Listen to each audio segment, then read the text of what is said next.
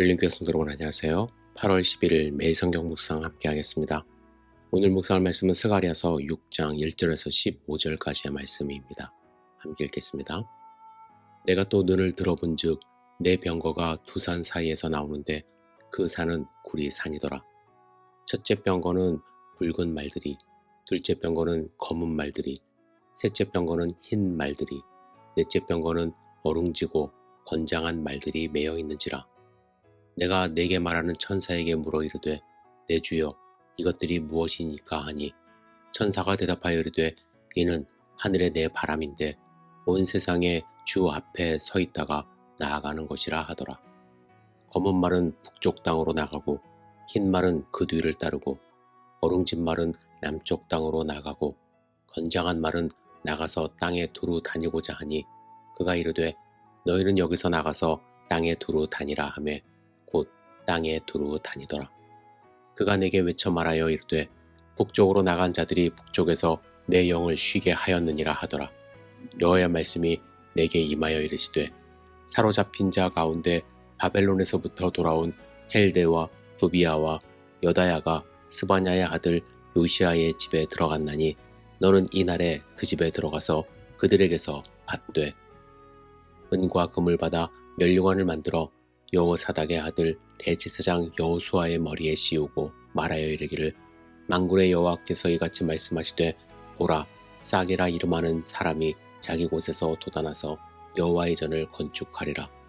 그가 여호와의 전을 건축하고 영광도 얻고 그 자리에 앉아서 다스릴 것이요 또 제사장이 자기 자리에 있으리니 이 둘 사이에 평화의 의논이 있으리라 하셨다 하고 그 면류관은 헬렘과 도비아와 여다야와 스바냐의 아들 헨을 기념하기 위하여 여호와의 전 안에 두라 하시니라. 먼데 사람들이 와서 여호와의 전을 건축하리니 만군의 여호와께서 나를 너희에게 보내신 줄을 너희가 알리라. 너희가 만일 너희의 하나님 여호와의 말씀을 들을진대 이같이 되리라. 아멘. 오늘 본문에는 스가랴가 보았던 8번째 마지막 환상이 나오게 됩니다. 1절에 보시면 스가랴는 2개의 구리산에서 4개의 병거 즉 전차가 나오는 장면을 보는데 이 병거는 붉은색, 검은색, 흰색, 얼룩색의 말들이 각각 끌고 있었습니다. 4, 5절에 보시면 스가랴가 이것들이 무엇이냐고 천사에게 물으니 천사가 이는 하늘의 내 바람인데 온 세상의 주 앞에 서 있다가 나가는 것이라고 대답을 합니다. 이 병거들은 바람입니다. 바람은 성경에서 영을 의미하며 곧 천사들을 가리킵니다.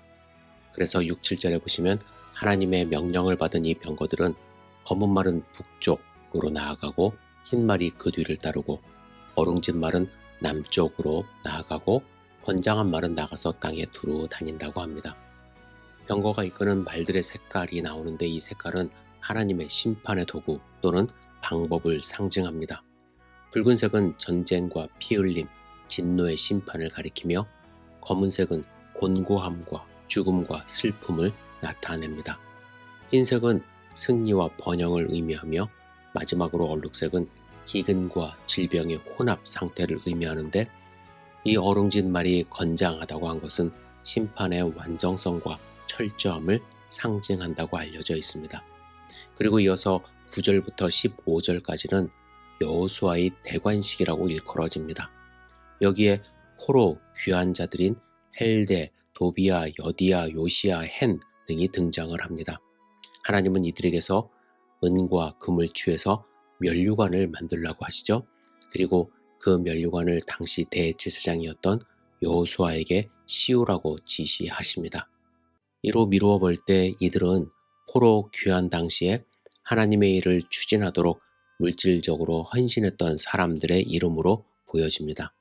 당시에 돌아온 사람들이 바벨론에서 예루살렘으로 돌아온 사람들이 성전을 재건해야 했는데 그들은 시작조차 할 수 없었던 상태였습니다. 누구도 그 일을 시작하거나 감당하기가 쉽지 않았죠. 그들은 답답함도 있었고 서로 눈치만 보고 있는 상황이었습니다. 하지만 이들이 헌신적으로 성전 재건을 위해 힘썼던 것입니다. 그래서 14절에 그들이 헌신하여 만든 면류관은 그들을 기념하기 위해 훗날 여호와의 전에 두라 말씀하십니다. 여기서 말한 성전 재건은 말씀으로 지어져 가는 삶을 의미한다고 생각을 합니다. 여러분, 말씀으로 지어져 가는 삶, 우리가 하나님의 성전이 되어가는 삶은 결코 쉬운 것이 아닙니다. 날마다 말씀으로 내 삶을 직면해야 합니다. 10절에 보시면 사로잡힌 자 가운데서 바벨론으로부터 돌아온 사람들의 이름을 봅니다. 과거 이스라엘은 말씀으로 지어져 가는 삶이 아니었기 때문에 죄악에 사로잡힐 수밖에 없었던 것입니다. 그들은 거짓, 욕심, 추악한 죄악들에 사로잡혀가는 삶을 살았습니다. 그런데도 우리는 이 과거에 사로잡힌 것을 인지하지 못할 때가 많이 있습니다. 여러분, 우리가 하나님의 은혜를 받을 때를 생각해 보시기 바랍니다. 은혜를 받으면 그 은혜 속에 사로잡히게 됩니다. 그러면 우리의 말과 행동이 달라지고 마음에 여유가 생기고 우리가 세상을 보는 관점이 달라집니다. 하지만 이 은혜의 삶은 지속적으로 이어지는 것이 아닙니다. 가만히 있으면 은혜가 사라지더라고요. 따라서 우리가 날마다 삶 속에서 성전 재건을 시작하지 않을 때, 즉 말씀에서 떠나는 삶을 살아갈 때에 우리는 다시금 바벨론에 사로잡혀가는 삶을 살게 되는 것입니다. 여러분, 오늘 여러분들은 어떠한 삶을 사시겠습니까? 과거에 얽매인 삶을 사시겠습니까? 아니면 말씀으로 지어지는 삶을 사시겠습니까?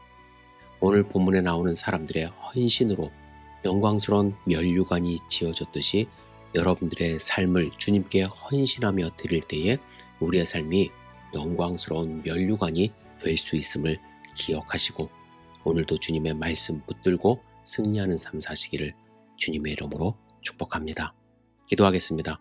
전능하신 주님, 오늘 하루의 삶을 온전히 주님 앞에 드리며 시작을 합니다. 주님, 우리를 붙들어 주시옵소서. 우리와 함께 동행하여 주시옵소서. 주님의 말씀이 우리의 삶 가운데 충만히 거할 수 있도록 인도하여 주시고 우리의 삶이 여호와의 성전으로 지어져 갈 수 있도록 인도하여 주시옵소서.